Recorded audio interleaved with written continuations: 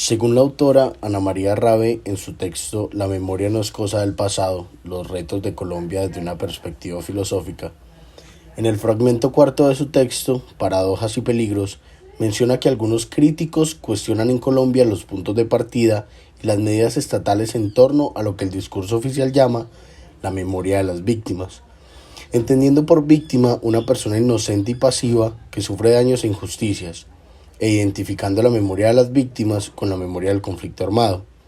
El discurso oficial reduce, según estos críticos, la violencia e injusticia Colombia a una historia que excluye de la memoria los ideales, las historias, razones y propuestas sociales y políticas de todas aquellas personas que se han defendido o se sublevaron con armas contra los responsables del sufrimiento y la injusticia.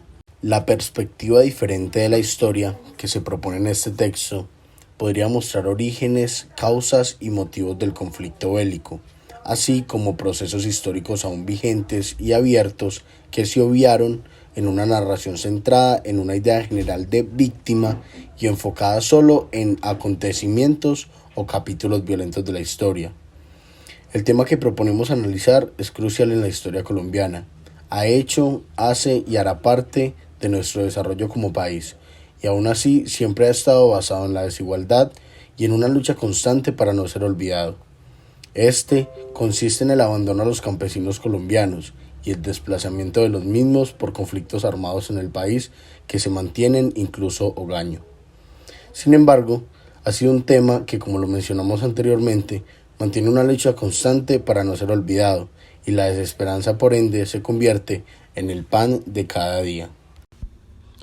Por otra parte, el autor Pierre Nora, en su texto Los lieux de mémorie, define en primera instancia los lugares de memoria como el conjunto de lugares donde se ancla, condensa, refugia y expresa la memoria colectiva. La noción se extendería a toda unidad significativa de orden material o ideal, de la cual la voluntad de los hombres o el trabajo del tiempo se ha hecho un elemento simbólico del patrimonio memorial de cualquier comunidad.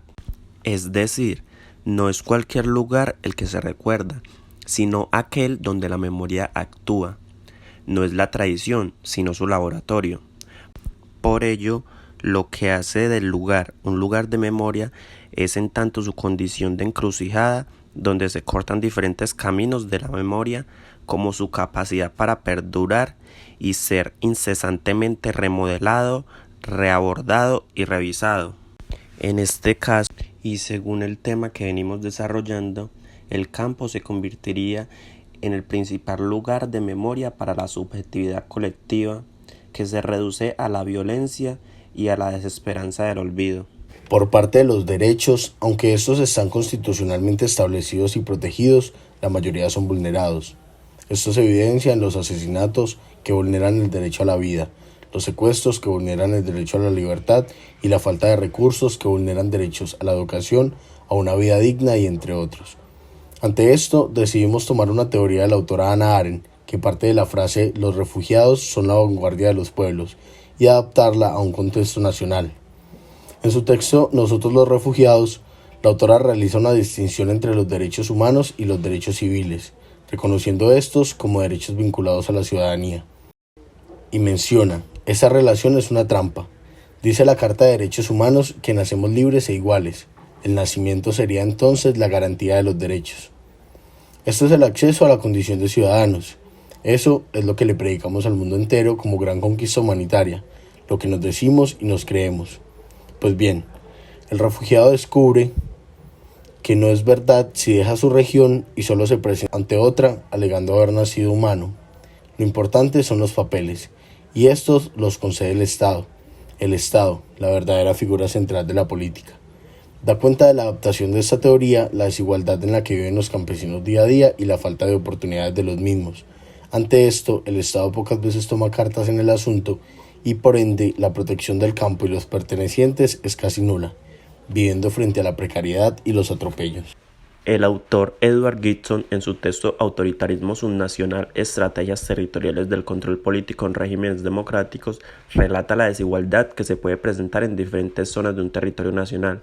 La distribución territorial de las prácticas e instituciones democráticas al interior del Estado-nación son desiguales, y menciona que las estrategias de control territorial se basan en la concentración del poder y el hecho de que cada vez se hace menos transparente y más cercano a una ideología o unos intereses particulares. Sin embargo, dichas estrategias son establecidas en algunas áreas del territorio nacional y no en su totalidad.